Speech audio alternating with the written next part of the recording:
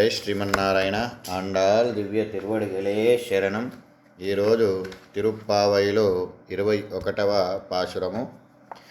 ఏత్తక్కలంగల్ ఎదిరి పొంగి మిదలిప్ప మాత్తాదే పాలు శౌర్యం వల్లల్ பெரும் பசுக்கள் ஆத்தப்படைத்தான் மகனே அறிவுராய் ஊத்தமுடையாய் பெரியாய் உலகனேல் தோத்தமாய் நின்று சூடாரே துயிலாய் மாத்தார் நக்கோ வலித்துலைந்தோ உன் வாசரக்கன் ஆத்தாது வந்தோ உன்னாடி பணியுமா போலே போத்தியாம் வந்தோம் புகழந்தோ ఏలోరెంబావాయ్.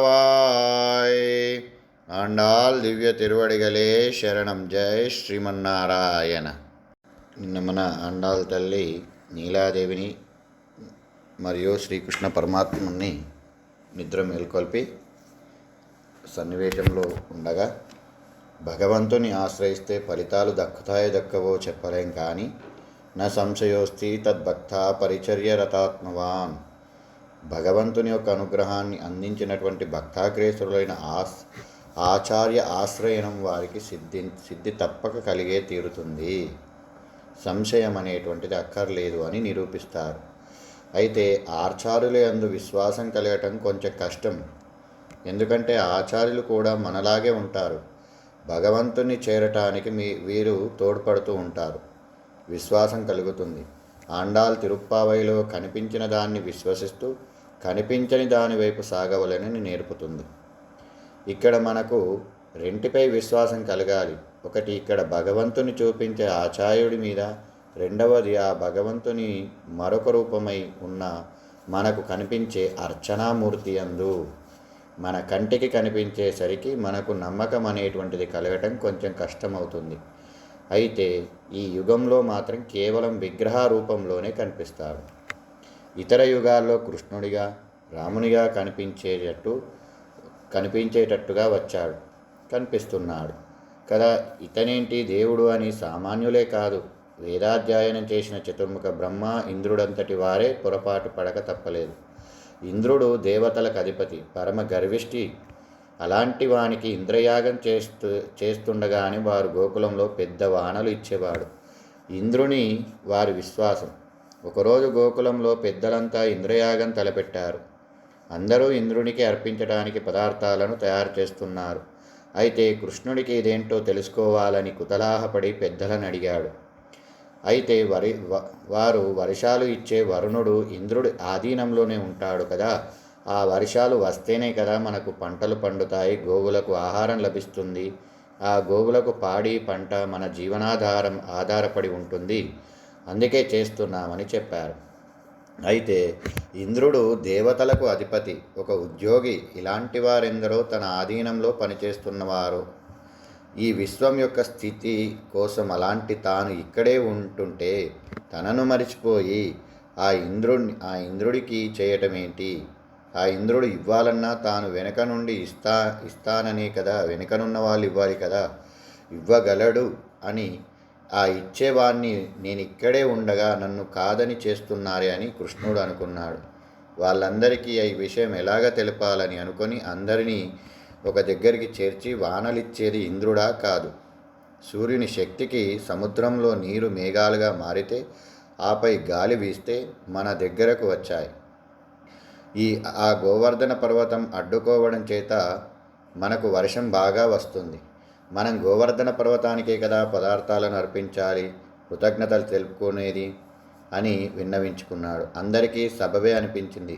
అందరూ ఆ గోవర్ధన పర్వతానికే పదార్థాలను సమర్పించారు. తానే పర్వతంలో ఆశ్రయించి నైవేద్యం పుచ్చుకున్నాడు. ఇంద్రుడికి పదార్థాలు అందకపోవడం చేత ఆగ్రహించి 7 రోజులు కూడా వరుసగా రాళ్లవానను కురిపించారు.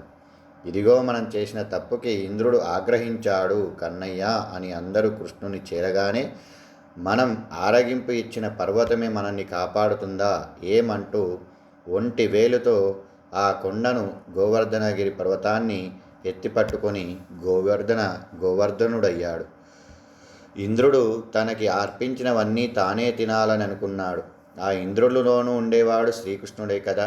అదే కృష్ణార్పణమస్తు అని అనుకునేవాడైతే అన్ని పదార్థాలు ఉండేవి నేనే తింటున్నాను, నాలోని పరమాత్మకు కాదు అని భావించాడు. కాబట్టే ఇంద్రునికి బుద్ధి చెప్పే పరిస్థితి కల్పించాడు. కృష్ణుడు ఇందుటంతటి వానికే తన ప్రభువు ఇతను అని ఇంగితం లేదు అనేటువంటి మనలాంటి సామాన్యులకు మనం ఏం చెప్పగలం? అయితే ఇంద్రుడు దేవతలలో ఒకడు. మరి ఆ దేవతలందరికీ అధిపతిగా ఉండే చతుర్ముఖ బ్రహ్మకు కూడా ఈ పరిస్థితి తప్పలేదు.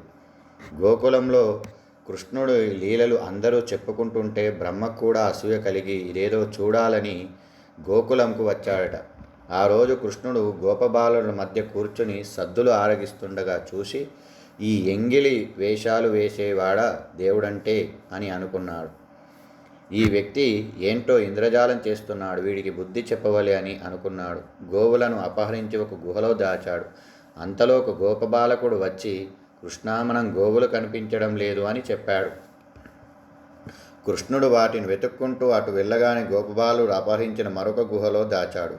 బ్రహ్మ అయితే గోపబాలను వదిలిపెడితే గోకులంలోని వారంతా కృష్ణుని దేహశుద్ధి చేస్తారు అని అనుకున్నాడు బ్రహ్మ.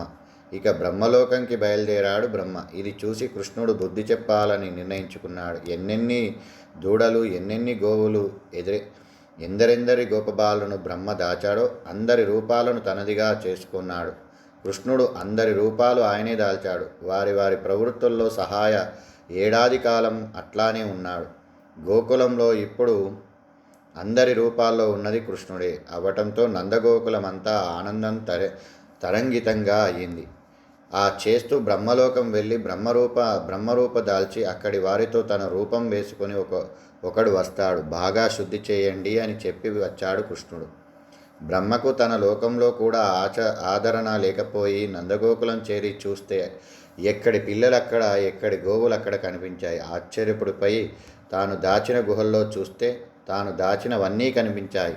మళ్ళీ ఒకసారి జాగ్రత్తగా చూస్తే ప్రతి రూపంలో కృష్ణుడే కనిపించాడు. అప్పుడు ఆ చిన్నారి కృష్ణునిపై 3 తలలు వాల్చి స్వామి స్వరూపాన్ని కీర్తన చేసి, ఎందుకిచ్చావి బ్రహ్మ పదాన్ని, ఎంత పదవి కూడబెట్టినావో అంత గర్వం కూడా నాకు పెరిగింది. ఈ గర్వం లేని గోపజనమంతా అదృష్టవంతులయ్యా, అలాంటి వారు పాదధూళినైనా బాగుండేది అని బ్రహ్మ అంతటి వాడే చెందాడు. అలాగే ఒక చిన్న స్వరూపం భగవంతుని ధరించేసరికి మనకు ఆ విఘ్నత, చులకనాభావం ఏర్పడుతుంది. కనిపించకపోతే అమ్మో అంటాం, కనిపిస్తే ఓ సింతేనా అంటాం. ఆనాడు బ్రహ్మ ఇంద్రులకి కనిపించే వాడిపై విశ్వాసం కలగలేదు. కారణం ఆచార్య అనుగ్రహం లేకపోవడం. అదే భగవంతుడు ఈనాడు అర్చా స్వరూపంలో ఉన్నాడు. వాళ్ళు ఎట్లా వచ్చారో విన్నవించుకున్నారు. మా అత్తారు శత్రువులైన వాళ్ళు ఉన్నక్కువలి తోలుదై, వాళ్ళు బలాన్ని పక్కన పెట్టుకొని ఉన్వాషరక్కన్ నీ ద్వారం ముందు పడిగాపులు పడేవాళ్ళ ఆత్తాదు వందు ఎక్కడైతే నా బాణాల దెబ్బలు పడి అడిపనియున్ వాపోలే నీ పాదాలనే సేవించుకునేటట్లుగా వస్తారో మేం అలానే వచ్చాం. దీంతో స్వామికి బాధ అయి, మీకు శత్రువులు ఆ పరిస్థితి ఎందుకు వచ్చింది అన్నట్లుగా బాధపడ్డాడు. లేదయ్యా, పోత్యామ్మందో మేం కూడా ఒకనాడు వాళ్ళకేం తీసిపోలేదయ్యా. ఒకనాడు మేము అభిమానం కలిగి మేము దగ్గరికి రావటం ఏంటి అనుకునే వాళ్ళం. కానీ నీవంతటి వాడివి ఇక్కడికి దిగి వచ్చావు, మా దగ్గరికి కూడా రాగలవు. కానీ మేం ఆగలేకపోతున్నాం, ఆర్తి తట్టుకోలేక నీ పాద ఆశ్రయణం కోసం వచ్చాం.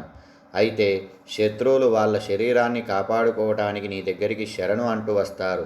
మేం ఆత్మరక్షణ కోసం వచ్చాం. వాళ్ళు నీ బలాన్ని లొంగి వస్తే మేం నీ గుణాలకు లొంగి వచ్చామయ్యా. వాళ్ళని నీ బాణాల దెబ్బలు తట్టుకోక వస్తే మేం నీ కళ్యాణ గుణగణాల దెబ్బలు తట్టుకోలేక నీ కళ్యాణ గుణగణాలను కీర్తన చేద్దామని వచ్చామయ్యా. పుగరందు ఆనందంతో వచ్చాం. ఇకపై అంతా నీ బాధ్యత అంటూ శరణాగతి చేస్తూ ఉన్నారు ఈరోజు. జై శ్రీమన్నారాయణ. ఆండాల్ దివ్య తిరువడిగలే శరణం. జై శ్రీమన్నారాయణ.